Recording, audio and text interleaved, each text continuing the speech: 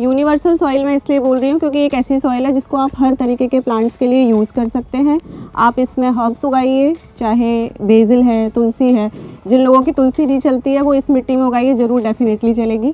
और fruit plants लगा सकते हैं आप, वेजिटेबल्स प्लांट इसमें लगा सकते हैं।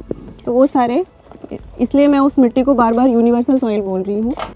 तो आज उसी की ट्रेनिंग के लिए हम आपके पास बेसिकली आ गए हैं कि आप हमें स्टेप बाय स्टेप वो चीज़ें बताएं जिससे कि एक अच्छी मिट्टी गमलों के लिए तैयार हो सके। तो दोस्तों, अगर आप गार्डनिंग की शुरुआत करना चाहते हैं, चाहे आप उसमें किचन गार्डनिंग करना चाहें या फ्रूट गार्डनिंग करना चाहें, लेकिन आपको समझ में नहीं आता है कि इन अलग अलग तरीके के प्लांट्स के लिए सॉइल मिक्स किस तरीके से तैयार करें, तो आज हम इस प्रॉब्लम का सॉल्यूशन लेकर आपके पास आ गए हैं, क्योंकि हमें kitchen gardening expert Meenakshi Goyal ji सिखाने वाली है यूनिवर्सल सॉइल तैयार करना। जी हाँ, ऐसी सॉइल जो हर तरीके के प्लांट्स में कामयाब रहती है, जबरदस्त फ्लावरिंग होती है और जबरदस्त होती है फ्रूटिंग। तो ज्यादा देरी नहीं करते, मिलते हैं मीनाक्षी गोयल जी से और लेते हैं पूरी जानकारी कि आखिर यूनिवर्सल सॉइल को बनाने के लिए हमें किन किन चीजों की जरूरत होती है और कितनी क्वांटिटी में हम मिक्स करके यूनिवर्सल सॉइल बना सकते हैं जिसमें सभी पौधे कामयाब तरीके से बढ़ते हैं और अच्छी फ्रूटिंग देते हैं। इससे पहले यदि अभी तक आपने अपने YouTube चैनल यूनिक फार्मिंग को सब्सक्राइब नहीं किया है तो अभी सब्सक्राइब करें, साथ ही बेल आइकन भी दबाएं ताकि आगे आने वाली वीडियोस की नोटिफिकेशन आपको मिलती रहे। नमस्कार मैम। नमस्ते अंजू जी। सबसे पहले मैं चाहूंगी कि आप हमारे दर्शकों को छोटा सा परिचय दीजिए। नमस्ते, मेरा नाम मीनाक्षी है और मैं पिछले 4 साल से गार्डनिंग कर रही हूँ। मैंने होम गार्डनिंग जिसे कहते हैं, उसमें मैंने किचन गार्डनिंग, सारी vegetables, fruits, herbs, indoor plant, सारे टाइप के चीज़ें मैंने उगाई हैं और बहुत सक्सेसफुली मैं उनको ग्रो कर रही हूँ। जी बिल्कुल सही बात आपने बोली। आपकी गार्डनिंग में पहले भी देख चुकी हूँ, हर तरीके का प्लांट आपकी छत पर मिल जाता है और सबसे खास बात है कि ज़बरदस्त फ्लावरिंग होती है और ज़बरदस्त फ्रूटिंग होती है। तो इन सभी चीज़ों का बेसिक जो रोल मुझे ऐसा लगता है कि मिट्टी एक अहम रोल निभाती है। तो बहुत सारे बिगनर्स होते हैं जो गार्डनिंग शुरू करना चाहते हैं, तो वो ये जानना चाहते हैं कि आखिर हम मिट्टी किस तरीके से बनाएं जिससे कि उनका प्लांट है बहुत अच्छे से ग्रो करे। तो आज उसी की ट्रेनिंग के लिए हम आपके पास बेसिकली आ गए हैं कि आप हमें स्टेप बाय स्टेप वो चीज़ें बताएं जिससे कि एक अच्छी मिट्टी गमलों के लिए तैयार हो सके।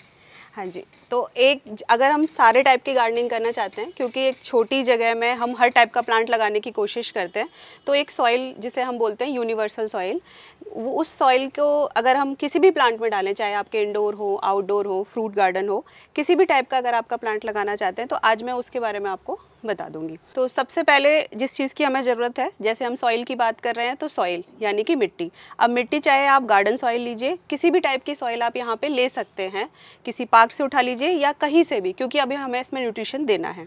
दूसरी चीज़ जो आएगी हमारी, वो आएगा वर्मी कंपोस्ट या गोबर खाद, जो भी आपके पास अवेलेबिलिटी हो। तीसरी चीज़ है, मिट्टी को हल्का बनाने के लिए या तो आप रेता यूज़ कीजिए या फिर आप कोकोपीट यूज़ कीजिए। आपके पास जिस भी चीज़ की अवेलेबिलिटी है वो आप यूज़ कर सकते हैं। अगर दोनों नहीं है तो सूखे पत्ते आप उसमें मिला सकते हैं ताकि मिट्टी जो है आपकी हल्की रहे। एक और चीज़ है जो हम न्यूट्रिशन प्रोवाइड कराने के लिए देते हैं कीड़ों से बचाने के लिए, वो है नीम खली। ठीक है, ये बहुत अच्छी चीज़ आपने बता दी है कि 4 से 5 चीज़ें हैं और जिनमें कुछ चीज़ें ऑप्शनल भी हैं जो हमारे पास, और मुझे लग रहा है कि जो भी चीज़ें आपने बताई हैं वो इजीली अवेलेबल हो जाती हैं। अब मैं आपसे ये जानना चाहती हूँ कि कितनी क्वांटिटी में इन सब चीज़ों को मिक्स करके जो आपने कहा है कि यूनिवर्सल सॉइल बनाई जा सकती है, वो कैसे बनाएं?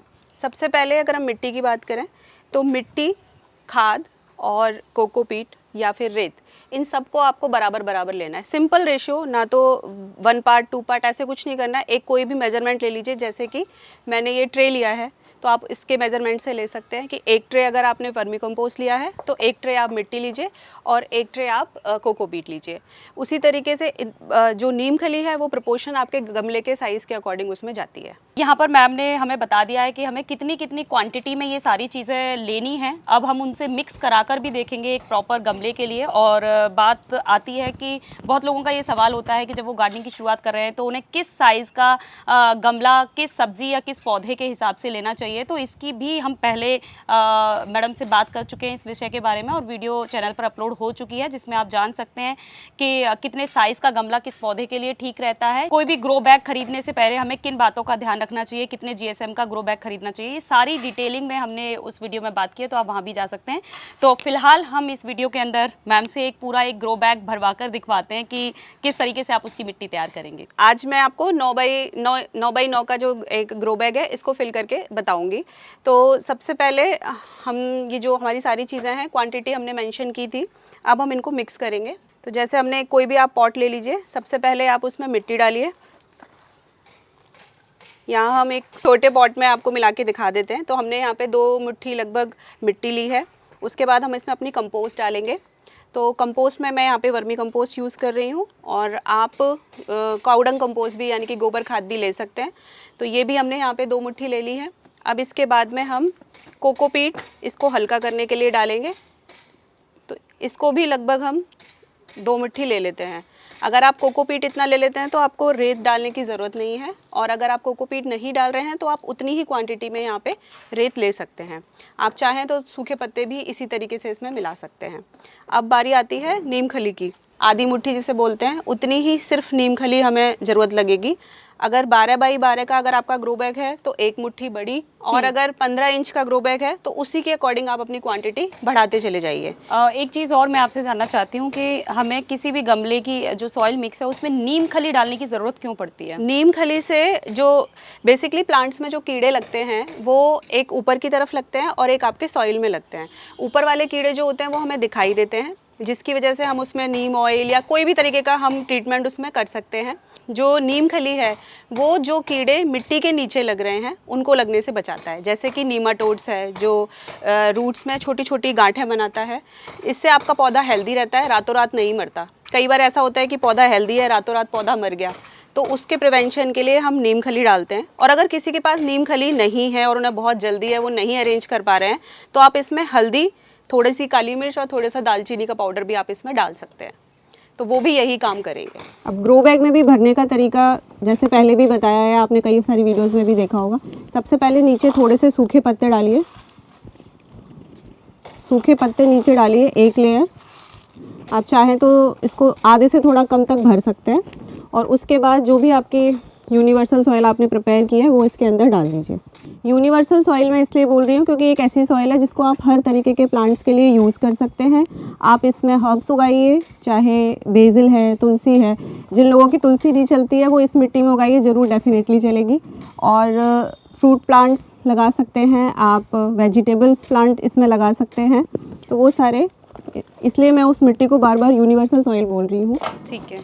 और आपने जो सबसे नीचे जो पत्ते रखे थे, सूखे रखे थे, क्या उसकी जगह पे गीले पत्ते भी रखे जा सकते हैं, मतलब जो बिल्कुल ताज़ा पत्ते टूटे हैं? हरे पत्ते भी रखे जा सकते हैं, लेकिन इसमें आप अगर किचन वेस्ट, कई लोग इसमें किचन वेस्ट भी ऐड करते हैं, वो भी ऐड किया जा सकता है। लेकिन शर्त ये होती है कि अगर आपने किचन वेस्ट कंपोस्ट डाला है तो इसको 15 से 20 दिन का रेस्ट दीजिए, तब इसमें प्लांट लगाइए। अगर आपने सूखे पत्ते या हरे पत्ते डाले हैं तो फिर आप साथ के साथ उसमें लगा सकते हैं अपने नीचे प्लांट। सूखे पत्ते, हरे पत्ते, या नीचे सबसे नीचे किचन वेस्ट रखने से क्या फ़ायदा होता है? इसको रखने से फ़ायदा ये होता है कि जब आपका प्लांट बड़ा होगा, जब उसकी रूट्स नीचे जाएंगी, जैसे यहाँ तक अभी मिट्टी है तब तक ये इससे न्यूट्रिशन लेगा, और उसके नीचे जाएंगी तो वो कंपोस्ट में कन्वर्ट हो जाता है, और उसके बाद फिर आपको एक्स्ट्रा न्यूट्रिशन देने की ज़रूरत नहीं होती, और आपका प्लांट वहीं से न्यूट्रिशन लेता है और हेल्दी रहता है। ठीक है। और जो आपका गमला है वो लाइट वेट भी रहता है, और थोड़ी कम मिट्टी में भी आप अपने गमले या ग्रो बैग को भर सकते हैं। तो बेसिकली मैम यहाँ पर आपने यूनिवर्सल सॉइल हमारे लिए तैयार करके दिखा दी है, और बहुत ही इजी चीज़ें यहाँ पर आपने पेश हाँ की, जी। ये एक अच्छी बात थी। अब मैं आपसे ये जानना चाहती हूँ कि हमने किसी भी पौधे के लिए ये मिट्टी तैयार कर ली है, तो अब हमें पौधे को और अधिक न्यूट्रिएंट्स देने के लिए क्या अब कितने समय बाद खाद मिलाने की ज़रूरत पड़ेगी? यूनिवर्सल एक बार जब आप अपना पौधा लगा लेते हैं, उसके बाद खाद देने की जो ज़रूरत है वो डिपेंड करती है आपने किस तरीके का प्लांट लगाया हुआ है। अगर आपने इसमें वेजिटेबल प्लांट्स लगाए हैं तो आपको ज़रूरत है कि आप हर महीने इसमें खाद दें। अगर आपने फ्रूट प्लांट्स लगाया है तो आप सीजनल इसको फीड कर सकते हैं, मतलब साल में 4 बार जब भी मौसम बदलता है आप उस टाइम अच्छे से पौधे को खाद दें, तो आपको बार बार देने की ज़रूरत नहीं होती है।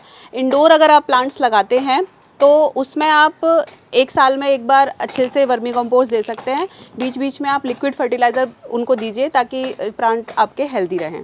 तो हम किस तरीके का फीड अब हमें आगे देना है? जब भी आप अब इसके आगे अपने पौधों को खाद देंगे तो कैल्शियम पाउडर या रॉक फॉस्फेट या फिर उसका एक सप्लीमेंट होता है बोन मील, आप जो भी चीज़ यूज़ करना चाहें वो दीजिए।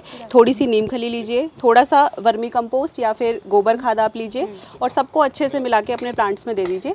इसके अलावा आपको किसी और चीज़ को देने की ज़रूरत नहीं पड़ेगी। ठीक है। तो ये बहुत अच्छी बातें मैम ने बताई हैं हमें, और जैसा कि आप जानते हैं कि हम गार्डनिंग की फुल ट्रेनिंग सीरीज़ यहाँ पर चला रहे हैं, तो जो खाद से रिलेटेड चीज़ें जब आएंगी तो हम इसके ऊपर भी फुल डिटेल्ड वीडियो बनाएंगे। और मुझे ऐसा लगता है कि गार्डनिंग मिक्स या गार्डनिंग सॉइल मिक्स जो मिक्सचर तैयार करना है उसको लेकर बहुत अच्छी मिट्टी यहाँ पर मैम ने हमें तैयार कर दिखाई है और आप सभी को सिखाई है। इससे रिलेटेड कुछ सवाल हैं तो आप हमें कमेंट बॉक्स में पूछ सकते हैं। वीडियो पसंद आई है तो वीडियो को लाइक एंड शेयर करना ना भूलें और चैनल को सब्सक्राइब करें। धन्यवाद।